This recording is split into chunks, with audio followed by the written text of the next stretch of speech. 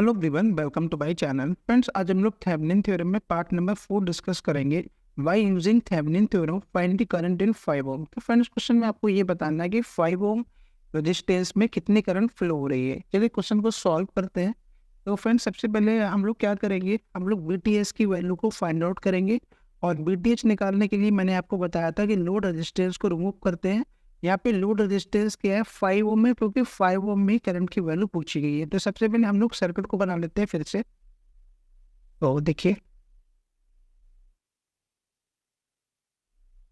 ये होगी 6 वोल्ट की बैटरी, ठीक है।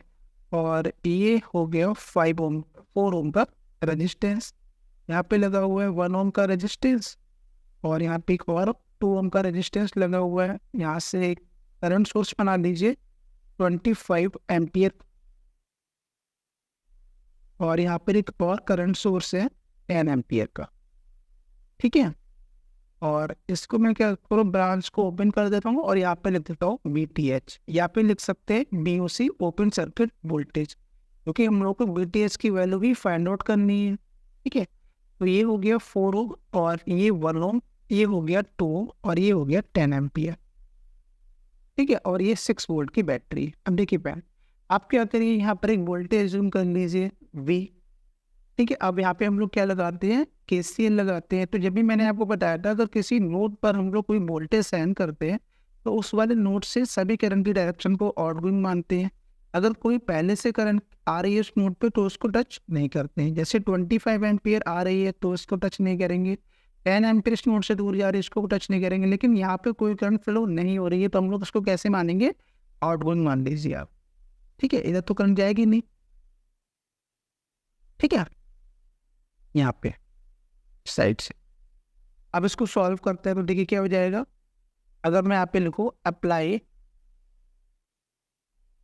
KCL एट नोड B, तो क्या हो जाएगा, V -6/1। यहाँ पर वोल्टेज V है, यहाँ का वोल्टेज क्या है, 6 है, तो V -6/1 हो गया, प्लस V माइनस, यहाँ का वोल्टेज कितना है फ्रेंड, BTH है, तो V -BTH अपॉन कितना हो जाएगा, रेजिस्टेंस कितना है 2।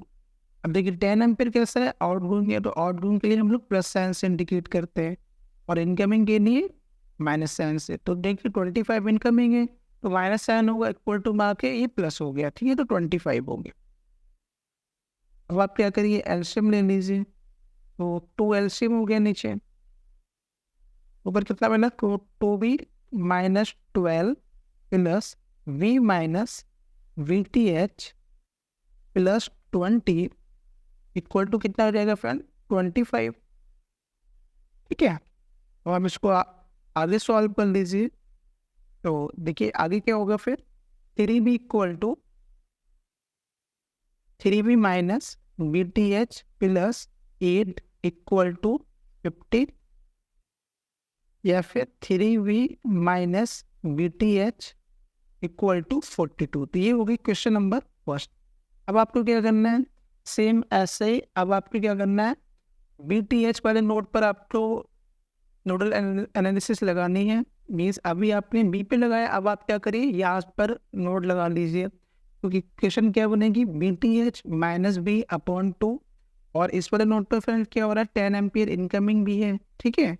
और यहाँ से क्या हो जाएगा, BTH और माइनस, यहाँ का वोल्टेज कितना है, 6 वोल्ट है, तो BTH -6/4 हो जाएगा, ठीक है। अब की बार जो हम नोड लगा रहे हैं वो BTH पे लगा रहे हैं, तो मैं यहाँ पे क्या करता हूँ, फाइनल क्वेश्चन लिख देता हूँ BTH के लिए। तो देखिए यहाँ पे क्या होगा, अब हम लोग BTH पे नोड लगाते हैं तो क्या हो जाएगा, ये तो ओपन सर्किट ही है, तो यहाँ से हटा देते हैं और यहाँ लिख देते हैं BTH, ठीक है। तो देखिए पहला क्वेश्चन क्या होगी, BTH, और यहाँ का वोल्टेज कितना है, 6 वोल्ट, और यहाँ का वोल्टेज हमने क्या साइन किया था, V साइन किया था। तो पहली क्वेश्चन क्या बनेगी, BTH -V/2। अब आप क्या करिए, इस वाले नोड से डायरेक्शन को आउटगोइंग मान लीजिए, ठीक है, और यहाँ भी आउटगोइंग मान लीजिए। 10 एम्पीयर इनकमिंग है तो उसको टच नहीं करेंगे, तो BTH -V/2 हो गया, प्लस का साइन लगाइए, फिर बी टी एच -6/4 कर दीजिए, बी टी एच -6/4 हो जाएगा और इक्वल टू 10 हो गया। अब आप एलसीएम ले लीजिए तो 4 हो जाएगा, यहाँ पे कितना हो जाएगा 2BTH -2B plus BTH -6 equal to 10 हो जाएगा, या फिर -2B plus 3BTH -6 equal to 40, या फिर -2B plus 3BTH equal to 46। ये फ्रेंड्स हो गई क्वेश्चन नंबर सेकंड। अब आप क्या करिए, दोनों क्वेश्चन सॉल्व कर लीजिए, इक्वेशन 1 और 2 को, तो आपको क्या मिलेगा, BTH की वैल्यू आपको मिल जाएगी। ठीक है, तो मैं यहाँ पे दोनों क्वेश्चन लिख देता हूँ। पहली क्वेश्चन हमारे पास आई थी 3V minus BTH equal to 42, second equation की -2B plus 3BTH equal to 46। अब आप इसमें क्या करिए, इसमें आप 3 से मल्टीप्लाई कर दीजिए, तो आपको क्या मिलेगा 9B minus 3BTH equal to 126, या -2B plus 3BTH equal to 46। तो सॉल्व कर लीजिए, आपको मिलेगा 7B इक्वल टू 172 और V इक्वल टू आपको मिल जाएगा 172/7। यहाँ से आपको मिलेगा 24.57 वोल्ट, मतलब वोल्टेज की वैल्यू आपको मिल गई। अब आपसे पूछा गया कहते BTH, तो आप किसी भी क्वेश्चन में वैल्यू पुट कर दीजिए। सपोज मैं इसमें वैल्यू पुट कर देता हूँ, तो जैसे लिखा हुआ है -2B plus 3BTH equal to 46, यहाँ से क्या हो जाएगा 3BTH equal to 46 plus 2B, या फिर 46 प्लस 2, V की वैल्यू कितनी है 24.57, तो यहाँ से आपको कितना मिलेगा 46 प्लस 49.14, तो यहाँ से BTH की वैल्यू मिल जाएगी 95.14। ये कितना हो गया 3BTH। तो अगर मैं BTH की बात करूँ तो कितना मिल जाएगा, BTH इक्वल टू 95.14/3, ये मिल जाएगा आपको 31.71 वोल्ट।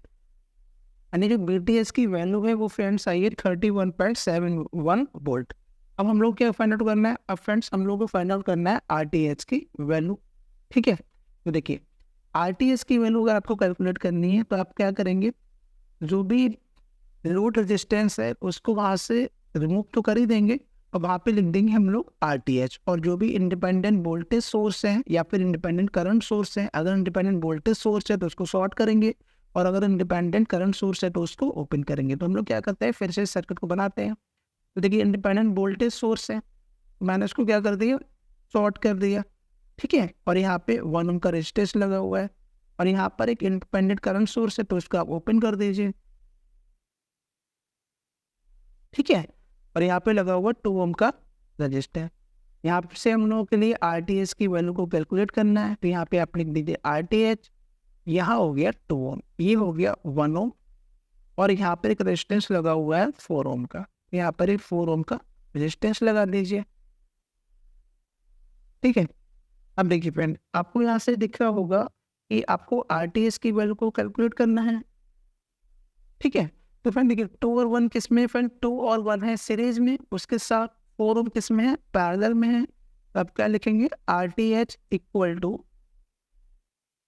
2 + 1 पैरेलल 4 हो जाएगा, कितना हो जाएगा 3 पैरेलल 4 मीन्स 3 × 4/3 + 4, कितना हो गया फ्रेंड्स ये 12/7 मीन्स 1.71 ओम।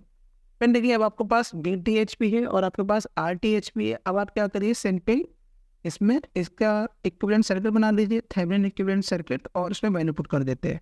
तो देखिए कैसे बनेगा, यहाँ पर आपने BTH निकाला तो BTH यहाँ पे लगा दीजिए, और फिर आपने कैलकुलेट किया RTH, तो यहाँ पे RTH लगा दीजिए, और फिर यहाँ लगा दीजिए आप लोड जो भी आपसे पूछा गया था।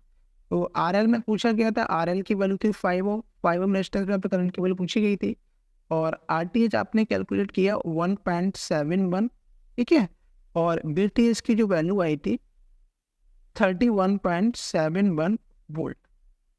अब आपसे इसमें करंट की वैल्यू पूछी गई थी, तो IL अगर आपको निकालना है तो आप क्या लिखेंगे, BTH upon RTH plus RL।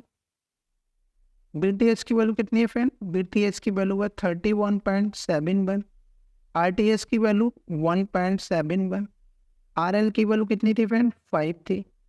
यहाँ से कितना मिलेगा 31.71 अपॉन 6.71 इक्वल टू 4.72। इसका मतलब 5 ओम रेजिस्टेंस में जो करंट की वैल्यू है वो कितनी है फ्रेंड, 4.72। फ्रेंड मिलते हैं नेक्स्ट वीडियो में। Okay, thank you.